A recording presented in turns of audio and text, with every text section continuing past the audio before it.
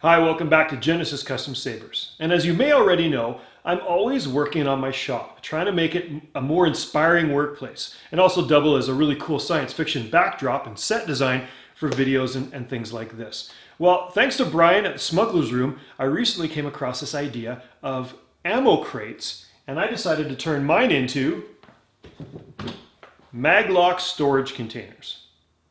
Here's how I did it. As you can see, I've mounted it on the wall with these screws. My studs are 16 inches apart. So I measured, and there's holes that were perfectly 16 inches apart for my screws to anchor it to the wall, really, really solid. But before I did that, I used these rare earth neodymium, or whatever you pronounce it, magnets, and they're made with a countersunk screw hole in the magnet. So these are bolts, and there's a nut on the other side, and they're placed exactly so that there's clearance on the back so they don't interfere with my fit. And then what I did was I positioned, again this is while it was flat on my bench, I positioned the box and I placed the magnet inside, and of course it's going to be attracted to its corresponding mate. And then once it was in place, I hit it with some hot glue. Obviously, I prepped the surface first with a little bit of sandpaper and some alcohol to make sure I had a clean plastic surface of the hot glue. And because it was this way, I could put the glue down, and it would gravity adhere right around the magnet. And I wanted more of a snap, so I put an additional magnet on top. It just sticks right on, and that gives it a little bit more magnetic power, so that the action snaps a little bit more. It's part of the reason that I numbered them too, is that the magnet is in a different place in the forest. So number one container is going to fit perfectly there. It's not going to stick as well right there because the magnet's not lined up for number two slot, it's lined up for number one slot. Also, depending on how powerful your magnets are, it's going to put restrictions on how much weight you have inside your container. These are all lightweight things that I have planned for these containers, so the magnet power is perfect. So then once it was all bolted together, I installed this cheap LED strip under here it's got a infrared connector and the DC power cable, and of course it comes with one of these little remotes, so I can just turn it on and off. The nice thing about this is I can have a white light on there if I want a different effect. I can have a red light. I can do any kind of illumination I want. So it gives me lots of options. It's not a strong light, it's a dim light. I wanted to just kind of to give some effect and some feel to the prop. Okay, I'm just going to do some light weathering with this thinned black latex paint. So it's just thinned out with a lot of water. I'm going to brush it on some wood just to kind of get it out of the way. And then I'm just going to soft brush. I'm going to dab it in the cracks.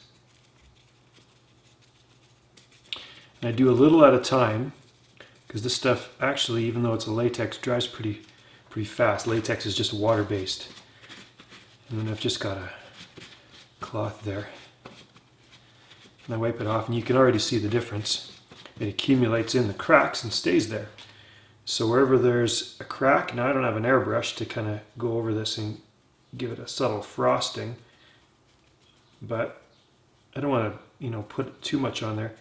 And the reason is, when you wipe it off, this is kind of a textured material, so the flat black actually stays in the texturing, and you don't want too much, so less is more. A little bit of moisture on your cloth, and you can wipe it away from the ridges and the exposed areas where it would, where the prop would be rubbed, rubbed to, so none of the black would accumulate there.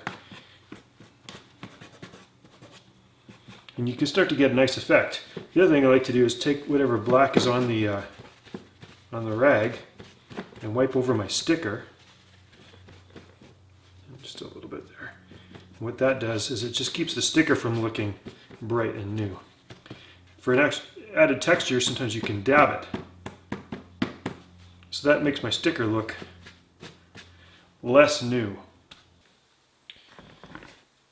Now, one thing I wanted to point out is that I left the logo on the plastic, and I didn't want to apply any weathering there because that'll just make the logo pop and stand out more, and I'm still not sure whether I want to sand that off or put some kind of attachment over top of that. I haven't decided, so I'll decide that later. But you can tell that the subtle weathering has made a difference inside the grooves. With weathering, less is more. You can always apply more later, but sometimes it's harder to take it off if you feel like you've done too much. And for this prop, I'm just going with a subtle weathering. I want to point out too that you have to decide the material that your prop is going to be. A lot of the props that we want to look like metal are made of plastic, and we do things to make them look like metal. This is a prop that's made of plastic that I actually want to stay plastic. That's why I'm not applying any dry brushing or any silver, just the flat black. Now, if you look closely, you can see, again, you have to look pretty closely. These two are weathered, these two are not. So you can see the subtle difference. Again, if I want more weathering, I can just do a second face, second coat, but that's pretty much exactly what I'm going for. So I'm going to do the other two up to match. So that's what they look like, all weathered up. Stickers are done. Everything's perfect, lit up, ready to be used. Maglock containers. So cool. Another thing to keep in mind is that these things aren't designed to operate sideways like this, so your plastic rubs on plastic. So what I've done is I use this WD-40 Specialist Dry Lube and just spray a little bit of that in there, a little bit on the bottom of your container. It dries fairly quickly, and then the plastic slides nicely on plastic. Now, as I said, I got the idea from Brian at the Smuggler's Room. He turned his ammo crate into a really cool Lego storage crate. You can click on the link if you want to check out his video on how he did that. My build is much simpler. And I know you may be thinking, wow, that's just plastic ammo crates with magnets bolted to the wall with stickers. Yeah, and some lights. And it's really cool. So I hope that helps make your shop or your workspace or your room a little more in-universe, a little more inspiring. Thanks again for watching.